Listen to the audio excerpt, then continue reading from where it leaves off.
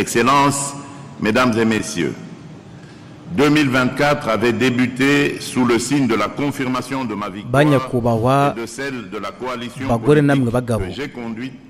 2024 hatangiye hashingiye ku bimenyetso byemeza yuko natsinze ndetse n'ishyaka rya politiki nari nyoboye ubumwe bwera bw'igihugu mu matora rusange yabaye mu Kuboza kwa 2023. N'amatora yabaye mu buryo bw'ubwisanzure kandi mu mucyo yatumye abaturage ba Kongo bagaragara mu busugire bwabo bwose ko bongeye kugira icyizere n'icyerekezo cyacu n'imishinga dufite kuri sosiyete. Ndabona iki cyizere ari nk'umuhamagaro wo gukomeza gushimangira ubutabera, amahoro n'iterambere mu mutima w'imiyoborere yacu. Ku mbaraga nk'izi ngizi zizwi cyane nagize icyubahiro ku ya 20 Mutarama 2024 ndahirira manda ya kabiri ibigo byemeza impirimbanyi zikenewe mu gucunga ibibazo rusange. Muri Repubulika Iharanira Demokarasi ya Kongo twahisemo bidasubirwaho gukuraho igitutu no kubaka demokarasi ishingiye kuri bose, bitandukanye n'ibindi bihugu aho amatora ameze nk'imyitozo y'inyandiko yari yanditswe mbere. Byose byashoboraga kunozwa rwose. Uyu munsi byerekana isoko y'intandaro ya demokarasi nyinshi zigaragara muri Afurika ndetse no ku isi yose. Inzego zikomoka kuri uruzinduko rw'amatora zose zashyizweho mu rwego rwo kubahiriza byimazeyo itegeko nshinga ryacu, ubu kandi zirakora neza kandi zigira uruhare mu ishyirwa mu bikorwa ry'ivugurura rigamije gushimangira imiyoborere, guteza imbere kwishyira hamwe no gushimangira uruhare rw'umugore mu micungire y'ibibazo rusange. Izi mbaraga zose zerekana ubushake bwacu bwo kubaka repubulika aho ibyifuzo byemewe bya buri muturage bisanga muri politiki rusange. Izi ni imbaraga zirwanya uburyo bwose bwo gukandamiza no gutegekesha igitugu, kandi binerekana yuko twiyemeje guteza imbere indangagaciro z'ubwisanzure, kwishyira hamwe no kubahiriza uburenganzira bwa muntu. Repubulika Iharanira Demokarasi ya Kongo iragenda ishimangira inzira yo gushimangira amategeko, yemeza yuko nta butabera, nta mahoro arambye cyangwa iterambere nyaryo bishobora kugerwaho. Birakwiye gushimangira kandi dufite ibituma ubutabera bugaragara nk'ubushimishije kuko ari washingirwaho urufatiro rw'igihugu mu kuvuka kwacyo. Ku kibazo gikomeye cy'igihano cy'urupfu, Repubulika Iharanira Demokarasi ya Kongo nk'igihugu cyigenga yarabisobanuye. Isobanura uburyo bukomeye bwo kugishyira mu bikorwa bugarukira gusa ku bibazo by'iterabwoba n'ubuhemu mu gisirikare, ariko ni ngombwa gushimangira ko kugeza ubu nta kwica kwakozwe. Ibyerekana yuko twiyemeje guteza imbere iki kibazo mu buryo bwo gutekereza no kubahiriza uburenganzira.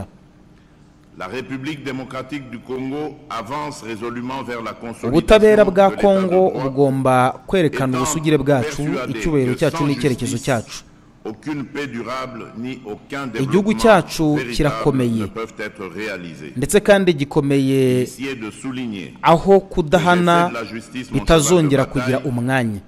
Binyuze mu butabera tuzashimangira ubutware bwa leta kandi turabyizeye.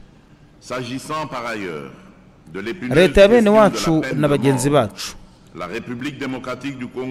bwana abadiplomate banyakubahwa, bagore namwe bagabo, mu ntangiriro z'uyu mwaka ubwo twari twongeye kuvugurura ibyifuzo by'amahoro n'amajyambere ku bihugu byacu, ngomba kubabwira ibibazo bikomeye byugarije Repubulika Iharanira Demokarasi ya Kongo. Mbere na mbere umutekano w'abaturage.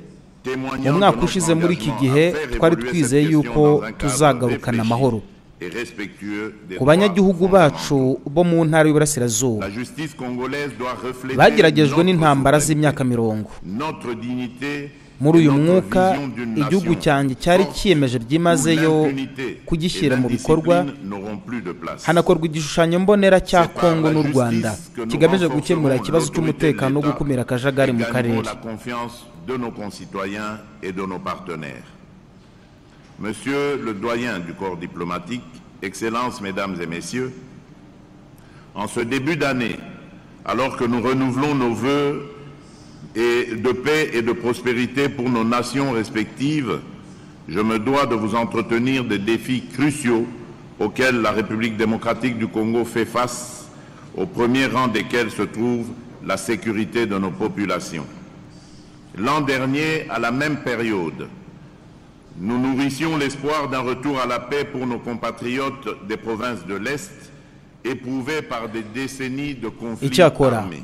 nubwo dufite kwizera gukomeye n'ubushake bwacu butajegajega bwo gushyigikira inzira ya diplomasi, umutekano w'uburasirazuba wifashe nabi cyane. Imitwe yitwaje intwaro harimo M23 ishyigikiwe mu buryo butaziguye n'u Rwanda, ikomeje gukwirakwiza iterabwoba mu ntara Kivu y'Amajyaruguru, Kivu y'Amajyepfo na Ituri, ibituma abantu barirwa muri za miliyoni bahunga ingo zabo.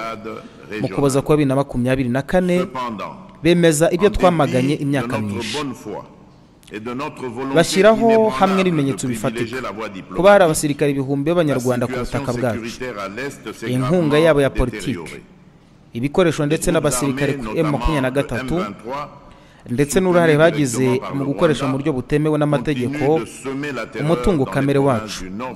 Ni ibikoresho, ibi bikorwa bigize ihohoterwa rikabije ry'ubusugire bwacu, bifite ingaruka mbi z'ubutabazi. Mu 2024 abasivile barenga 650 baguye mu bitero byagabye n'imitwe yitwaje intwaro ariko ishyigikiwe n'u Rwanda. Il établit, preuve à l'appui, la présence de milliers de soldats rwandais sur notre territoire, leur soutien abandi bihumbi n'ibihumbi barakomeretse, abandi babarirwa irengero.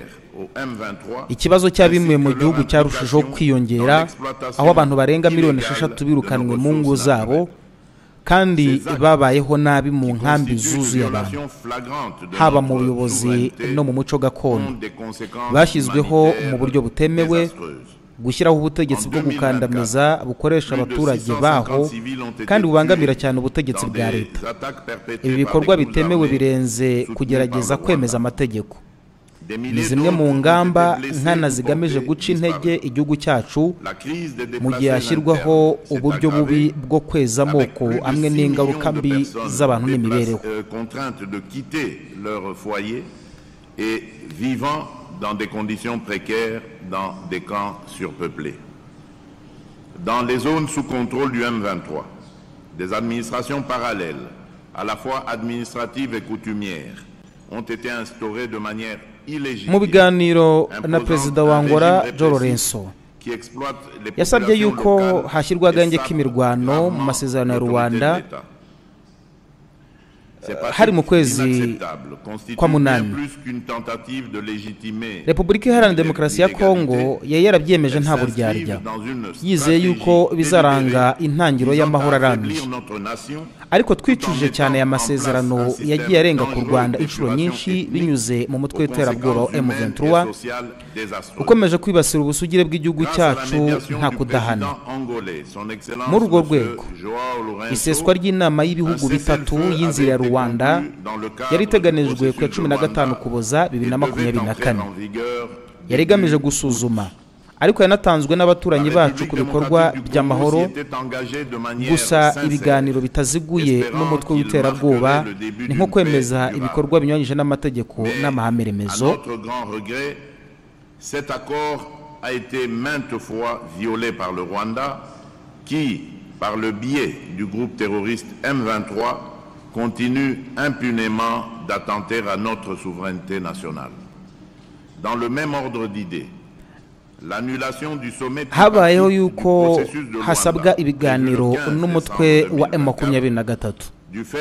Abanyakubahwa abagore namwe bagabo, twibutse yuko bamwe mu bafatanyabikorwa bacu bamaganye u Rwanda kubera uruhare rwagize mu guhungabanya umutekano mu burasirazuba bw'igihugu cyacu.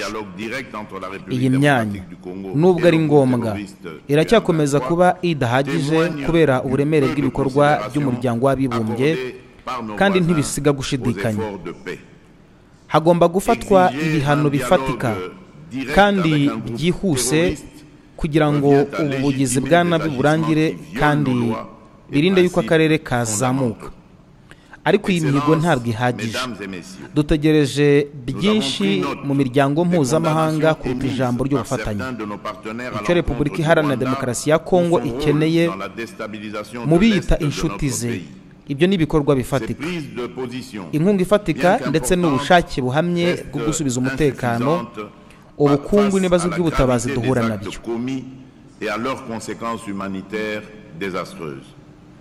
Les preuves accablantes présentées dans le rapport des experts des Nations Unies ne laissent aucune place au doute. Des sanctions concrètes et immédiates doivent être adoptées. Repubulika Iharanira Demokarasi ya Kongo ntabwo isaba ubufasha, irasaba ubufatanye buboneye kandi buringaniye bushingiye ku kubahiriza ubusugire bwabwo, ubusugire bw'ubutaka n'uburenganzira bw'ibanze.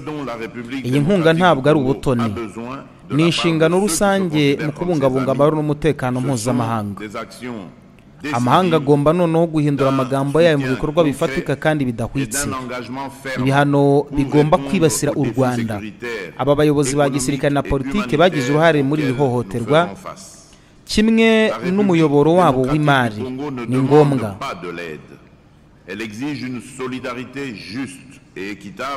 Igihe kirageze ngo amahame y'inshingano n'ubutabera atsinde. Guverinoma ya Repubulika Iharanira Demokarasi ya Kongo nayo ikomeje kwiyemeza kurengera ubusugire bw'akarere kacu no kurinda bagenzi bacu ibitero ibyo ari byo byose.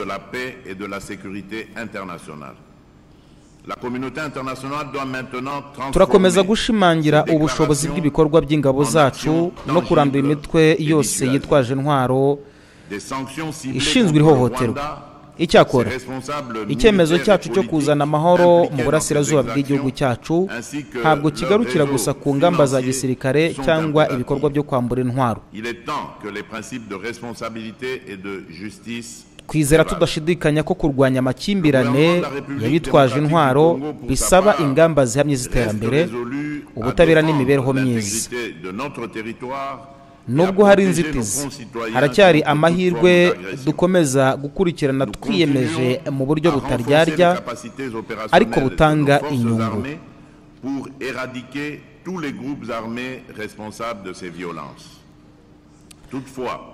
Ibyo twiyemeje muri uru rwego byahoze bishingiye ku cyifuzo kivuye ku mutima cyo gukemura mu mahoro ikibazo kiri hagati ya Repubulika ya Demokarasi ya Kongo n'u Rwanda.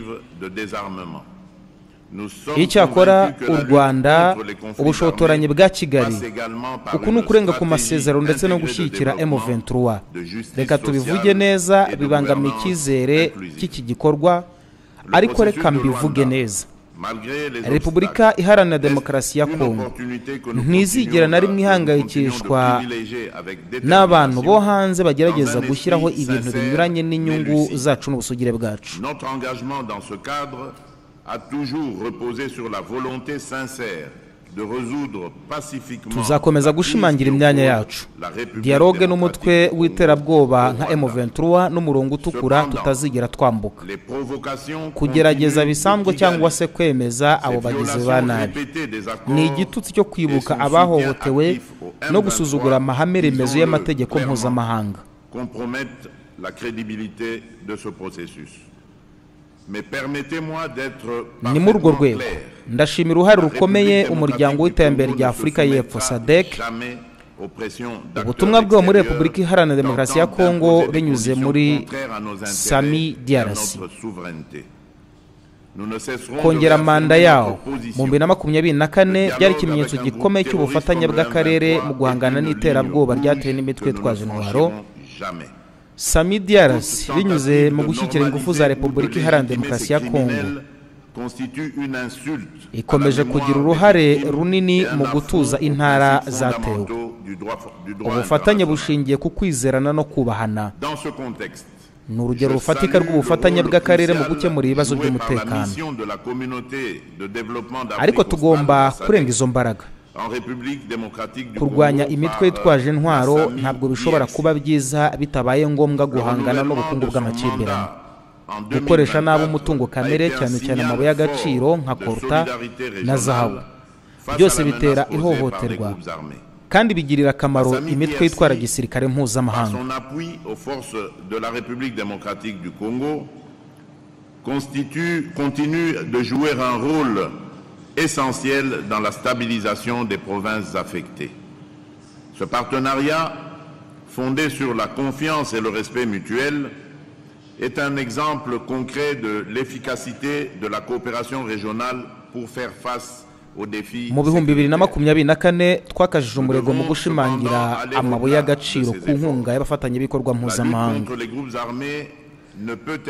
Twatangiye kandi ibiganiro bigamije gushyira mu bikorwa uburyo bwo gukorera mu mucyo no gutanga ibimenyetso kugira ngo umutungo w'igihugu ugirire akamaro abanyekongo, ntabwo ari abaterankunga bo hanze. Izi gahunda nubwo zitanga icyizere zisaba ubwitange bwuzuye bwo gukama inkomoko y'inkunga y'imitwe yitwaje intwaro no gushimangira imiyoborere mu rwego rw'umutungo kamere. Banyakubahwa bagore namwe bagabo, ku yindi ngingo imbaraga zacu zo gushimangira ubutware bwa leta no guharanira umutekano w'abaturage bacu zirakomeje. Twiyemeje kutajegajega. Ni muri urwo rwego ishyirwa mu bikorwa rya gahunda ya MONUSCO gahoro gahoro yerekana intambwe y'ingenzi.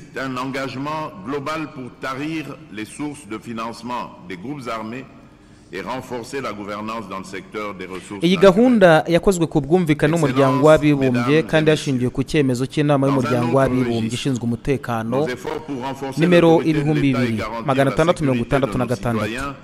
Ni igisubizo ku cyifuzo cy'abaturage bacu cyo kubona yuko igihugu cya Kongo cyuzuye inshingano zacyo mu bibazo by'umutekano n'imiyoborere. Yategetse mu ntara ya Kivu y'Epfo hashyirwaho uburyo bwo kwirinda icyuho cyose cy'umutekano.